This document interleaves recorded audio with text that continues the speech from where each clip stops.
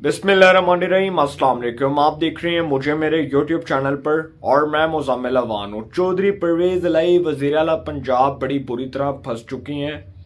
इमरान खान साहब का एक जो प्रेशर है उनके ऊपर कि असम्बली डिज़ोल्व कर दी जाए, पंजाब असम्बली तहलील कर दी जाए, वो इमरान खान साहब के इस मुतालबे से इनकारी हैं, अब तक इनकारी हैं और वो नहीं चाहते कि पंजाब असम्बली डिज़ोल्व की जाए। एक जानिब जी परवेज़ इलाही साहब जो हैं उनके ऊपर ये प्रेशर है कि असेंबली डिसॉल्व कर दी जाए। दूसरी जानिब लाहौर हाई कोर्ट का जो फैसला है वो सुप्रीम कोर्ट ऑफ पाकिस्तान में चैलेंज करने का फैसला किया वफाकी हुकूमत ने, फेडरल गवर्नमेंट ने। इसके ऊपर तो मैं बाद में बात करूंगा, लेकिन परवेज़ इलाही साहब के लिए आने वाले दिनों में क्या मुश्किलात खड़ी होने जा रही हैं इसके ऊपर बड़ी डिटेल से बात करने जा रहा हूँ। सर, जो परवेज़ इलाही साहब हैं उनके लिए सबसे बड़ी मुश्किल ये खड़ी होने जा रही है कि उनको असेंबली से एतमाद का वोट लेना पड़ेगा। ये बात तो मैंने आपको लास्ट व्लॉग में भी की थी और एक बार फिर मैं आपको ये बात क्लियर कर दूं कि चौधरी परवेज़ इलाही साहब को बतौर वज़ीर आला पंजाब एतमाद का वोट पंजाब असेंबली से लेना पड़ेगा। इस बात के ऊपर कोई इंकारी नहीं है। इस बात के ऊपर इसलिए वो इंकारी नहीं है कि उनके अपने साहिबजादे अब ये बयान दे रहे हैं कि हम तो पंजाब असेंबली से एतमाद का वोट ले लेंगे, हमारे लिए तो मसले कोई नहीं है। अब जो परवेज़ इलाही साहब हैं, अब वो असेंबली से एतमाद का वोट लें और उनके लिए सबसे बड़ा मसला ये है कि एक जानिब तो उन्होंने इमरान खान साहब के इस मुतालबे को रद्द कर दिया कि वो असेंबली डिसॉल्व करने के हक में इमरान खान साहब के साथ खड़े हैं, उन्होंने इस मुतालबे को तो रद्द कर दिया। दूसरी जानिब जी जो उन्होंने एतमाद का वोट लेना है पंजाब असेंबली से, इसमें सबसे बड़ा मसला ये है कि परवेज़ इलाही साहब जो हैं उनको तहरीक इंसाफ के अरकान किस एतमाद के ज़रिए वोट देंगे। सबसे पहले तो ये सोचने की बात है कि जब वो इमरान खान साहब के इस मुतालबे को ही रद्द कर चुके हैं, इस मुतालबे को ही मुस्तरद कर चुके हैं कि वो असेंबली डिसॉल्व करेंगे, तो सर फिर उनको कौन वोट देगा? ये तो सोचने की बात है। अच्छा, अगर तो वो यहाँ से उनकी दाल नहीं गलती या इधर से बात नहीं बनती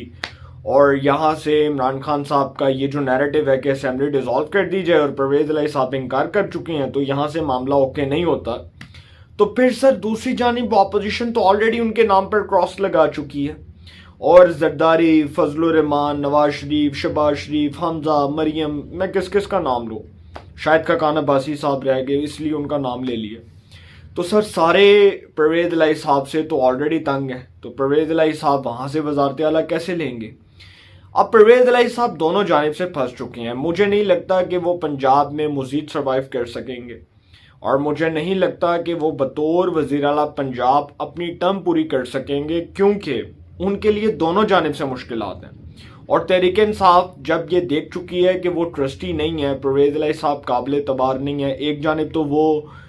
चौधरी गुलाम हुसैन और खावर गुमन को बैठ कर इंटरव्यू देते हुए ये कहते हैं कि जनरल बाजवा हमारे मौसिन हैं, जनरल बाजवा के हमारे पे बड़े एहसानात हैं, और फिर वो दूसरी जानिब कहते हैं कि जनरल फैज़ ने बड़ी ज़्यादतियाँ की, इमरान खान साहब को जनरल बाजवा के बारे में इस तरह से बात नहीं करनी चाहिए थी। और दूसरी जानिब जो उनके साहिबजादे हैं वो इमरान खान साहब के तलवे चाटते हैं, जाकर उनके पाँव पड़ते हैं और वहाँ पर जाकर मोनस इलाही साहब दरबारी बनकर इमरान खान साहब के, वो कहते हैं ना कि दरबारी, आप किसी के दरबार पे हाज़िरी देते हैं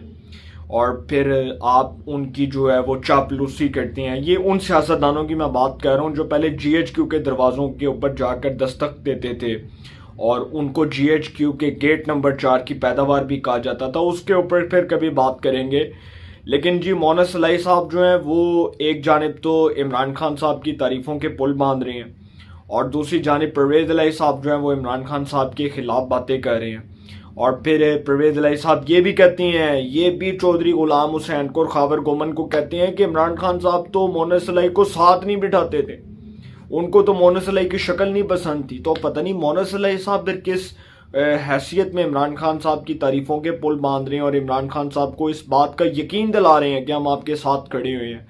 मुझे तो इस बात की समझ नहीं आती। इसका मतलब कि ये दोगला में आ रहा है, ये मुनाफकत है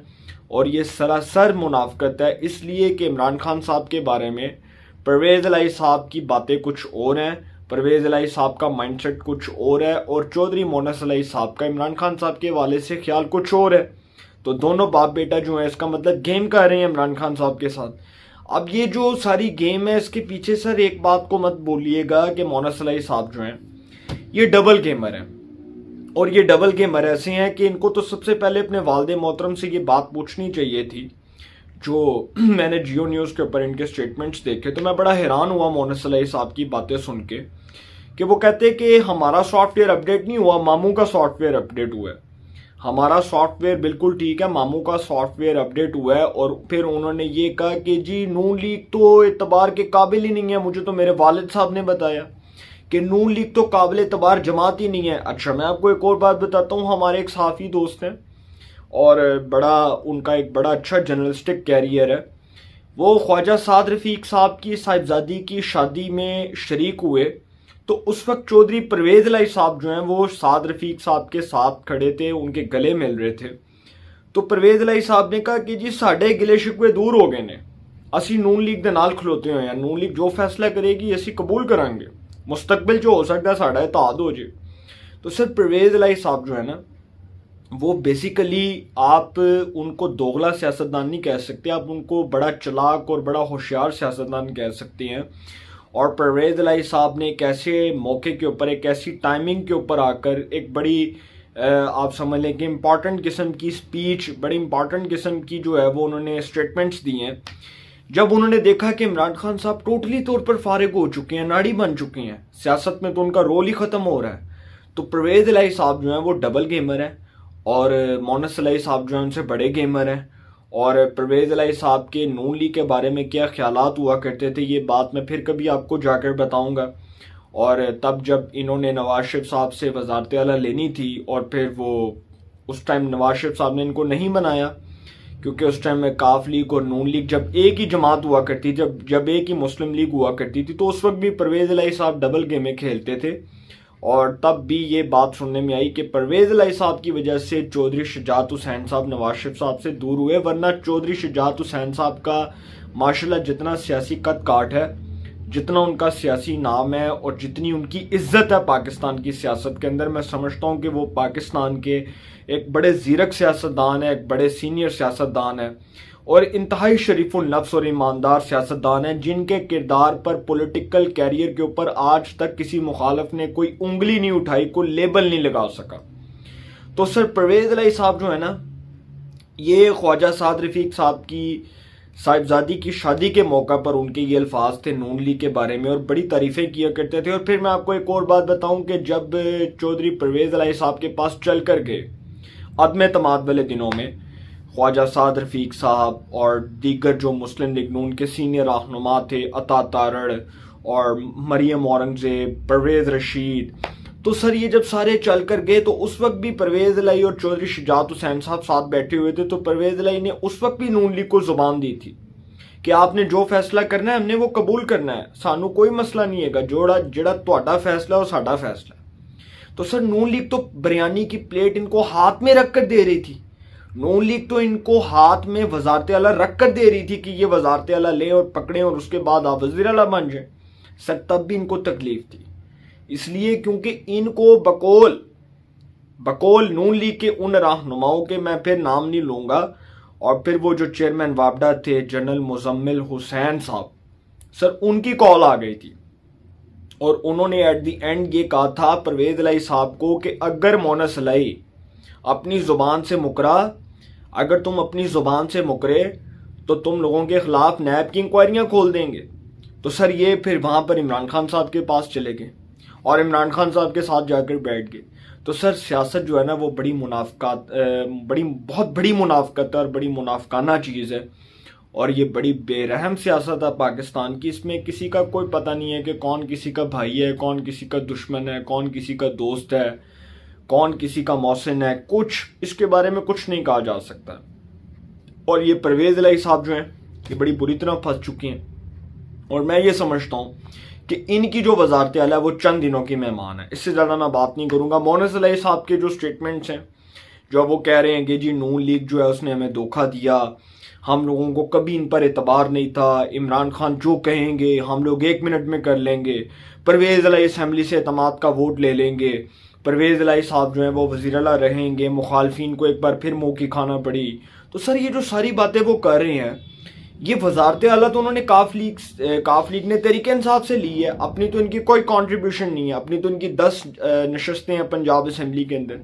तो ये जो एतमाद के वोट की बात कर रहे हैं,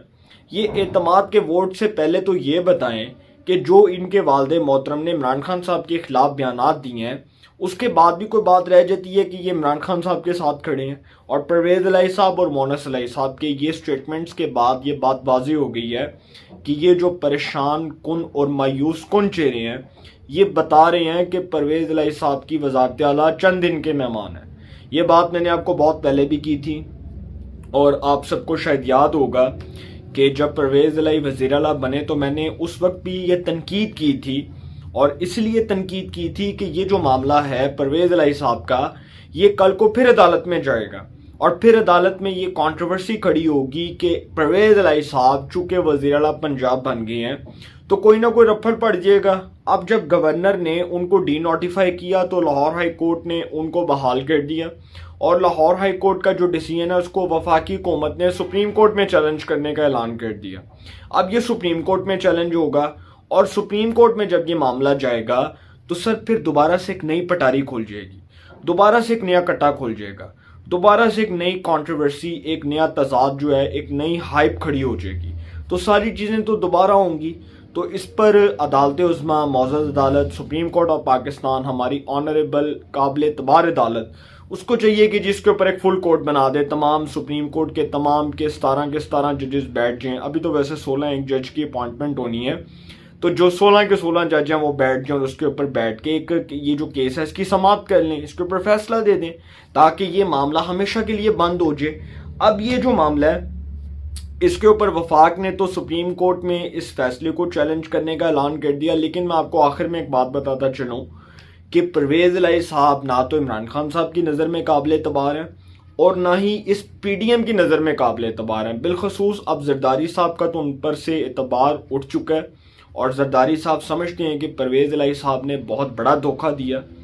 बहुत बड़ा धोखा दिया एक ऐसे मौके के ऊपर कि जब वो इमरान खान साहब के साथ खड़े हुए थे। और नो डाउट इमरान खान साहब की सियासत से आप 1000 दफ़ा, 2000, 3000 दफ़ा इख्तलाफ करें,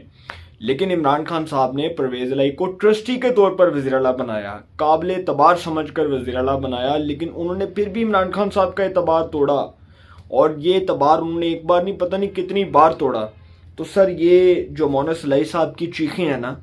ये बता रही हैं कि मामला गड़बड़ है, गल वध गई है मुख्तारिया चौधरी दसदेनी पे।